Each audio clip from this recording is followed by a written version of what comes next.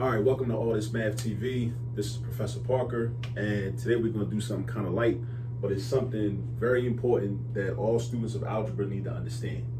All right, it's this relationship between the quantity negative x squared and just plain old negative x squared, right?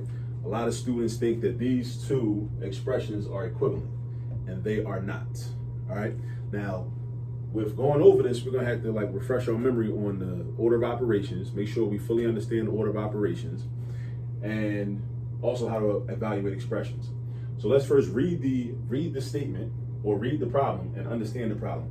The problem says to evaluate the quantity negative x squared and negative x squared when x equals 5.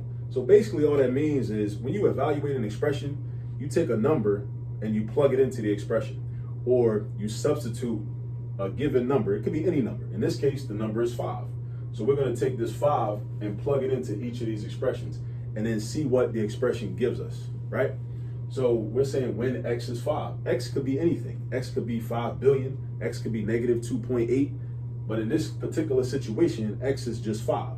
So if x is 5, we're going to say, okay, what is negative x, or the quantity negative x squared, equal when x is 5? So this is what you do, right? You just replace, you look for x's. You look for x's and replace them with the number you're given. So first we're gonna do, I'm gonna write an A because this is the first expression we're gonna use. This is the second expression. So we got negative x, the quantity negative x squared. Whenever we have parentheses, we call that a quantity. And then I'm gonna write an equal sign and I'm gonna replace the 5. I'm going to replace the x with a 5, right? So now, think about what this means. Negative 5 to the second power. Now, a lot of people make this mistake. They look at this as multiplication. They do negative 5 times 2, and they'll get negative 10. That would be wrong. Don't fall for that trap. Don't multiply the base by the exponent. Don't do that, all right? This means negative 5 times negative 5. This exponent 2 means that this negative 5 should be in a multiplicative or a multiplication expression 2 times. That's what that means, right? Now, what is negative 5 times negative 5? Well, we know that 5 times 5 is 25. And we also know that whenever you multiply a negative by another negative, your product is always positive. So this gives us positive 25, all right? Now, the reason I wanted to point out this particular type of example is because I think this is something that everybody should commit to memory if you're studying algebra, geometry, or no matter what level of mathematics. A lot of people think that negative x squared is the same thing as this. So they think that this would equal positive 25 as well, but it won't. And I'm gonna show you why. So write letter B to keep our work organized. We have this expression, negative x squared, and x is 5, right? So x is still 5. Now we want to know what this expression is equal to when x is 5. So we replace the x with a 5. Everything else stays the same. Everything else is going to be the same. This negative sign, this exponent 2, it remains there, but this x changes into a 5. So then I have negative 5 squared, and I write an equal sign. Now, when I get to this point right here, I need to really think about what I understand about mathematics and what is really happening here. One of the challenges of mathematics is that there are a lot of abbreviations in mathematics.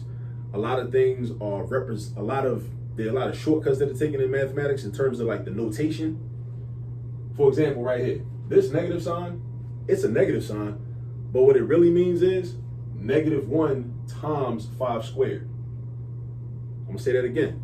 This negative sign really means negative 1 times 5 squared.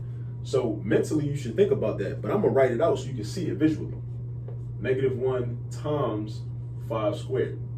Now, once you know and you accept the fact that this really means negative 1 times 5 squared, now you start thinking about order of operations. And when we deal with order of operations, what do? We have two options right here in terms of what we could do. Once we understand the order of operations and we follow the rules, we know what to do first and we know what to do second. There are two things that need to be done here. Multiplication needs to happen, and an exponent needs to be used. The question for us is, what should we do first and what should we do second? Basically, we think about PEMDAS or PEMDAS, whichever way you want to look at it. what comes first, multiplication or exponentiation, or using the exponent? We know that we use the exponent first. So if we use the exponent first, now we have -1 times 25. Now where did 25 come from? Positive 5 squared. 5 times 5, which is 25, right? But we still got this -1 in front that needs to be multiplied by the 25. So -1 times 25 is going to equal -25. So notice how when we have the quantity (x to the second power), we get positive 25 when x is 5. But when we have just plain (x squared), we get -25 when x is 5. So always peep how these are different. When you have a negative value and an even numbered exponent, be very careful. Be very careful whether there are parentheses or there are not parentheses. You may get a different answer, or you will get a different answer, right? And that, like I said, that's just something light I just wanted to go over real quick, just to throw out there, because this is one of those, like, those details, those small things in mathematics, those small things in algebra that we need to understand. And there are a lot of these different types of rules and expressions and little, like, blind spots that people have, that I think if we capitalize on those and understand how to fight through those, then the math will become a lot easier. All right.